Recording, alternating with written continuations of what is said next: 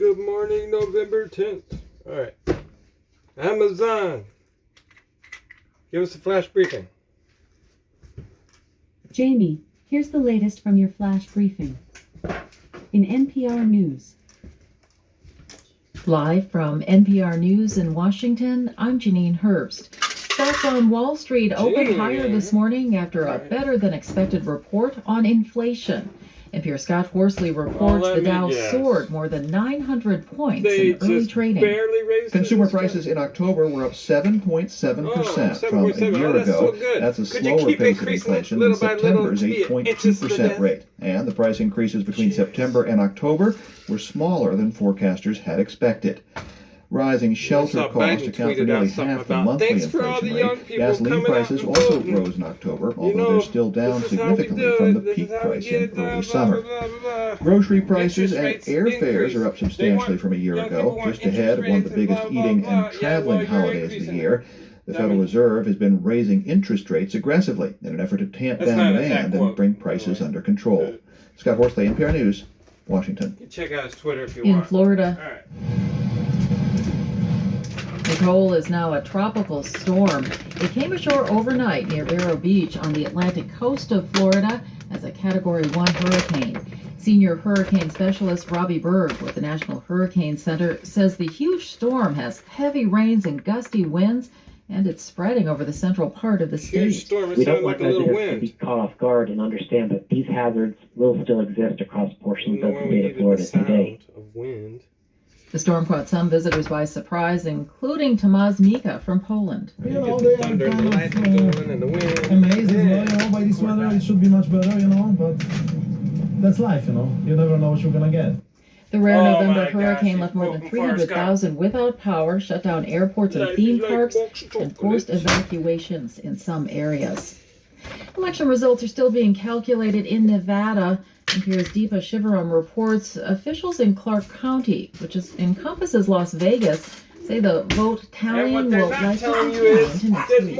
Thousands more ballots are still arriving and getting counted in Clark County. Joe Gloria, the county's registrar of voters, says that through the week they'll be counting ballots that voters mailed in and ones in drop boxes. We're going to be processing them. They're still being pulled out of the boxes. We'll start sending them through the mail ballot process. Gloria says there are more than 300 drop boxes in the county, and those ballots will start getting counted as early as Thursday. Deepa Shivaram, NPR News, Las Vegas. Home prices rose in almost every metro area in the third quarter of this year. The National Association of Realtors says the national median price of a single-family house rose 8.6% to $398,500. Wall Street is trading higher. The Dow is up 892 points. The Nasdaq is up 586. This is NPR. In Iran, state media report security forces have arrested a television employee on charges of working for a, quote, terrorist organization. NPR's Peter Kenyon reports the detainee works for the London-based opposition channel. The Fars news agency reported the arrest, saying it occurred as the alleged suspect was trying to flee Iran. The detainee worked for Iran International, a Saudi-funded channel Iran has called a terrorist organization.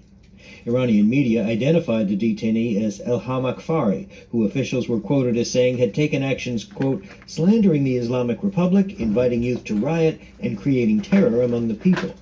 Akfari's brother confirmed his sister's arrest. He said on Twitter that she had a 3-year-old daughter whose whereabouts were unknown. The arrest comes as authorities struggle to quell protests that erupted after the death of 22-year-old Mahsa Amini, also known by her Kurdish name Jinnah, in the custody of the morality police for failing to wear a headscarf in accordance with strict Islamic standards.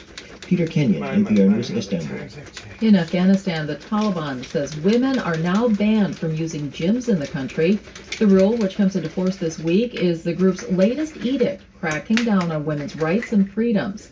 The Associated Press reports the Ministry of Virtue and Vice says the ban was being introduced because people were ignoring gender segregation rules and that women weren't wearing the headscarf. Women are also banned from parks. The Taliban, which seized power in Afghanistan in August of 2021, banned girls from middle and high school and restricted women from most jobs. I'm Janine Herbst, NPR News. Hey, it's Ramteen Arablouei from NPR's Throughline podcast. Skip. By the way, that Taliban In stuff, weather. man, I don't know, man. In Ain't Seattle, cool. it's 39 degrees If you're gonna Fahrenheit with make cloudy everyone wear skies. stuff over their Today, heads and their you can look bodies, for mostly make sunny it for the men weather too. with a high of Just saying. 46 degrees and a Go low all of equal 38 or degrees. go all equal. That's all for your flash briefing.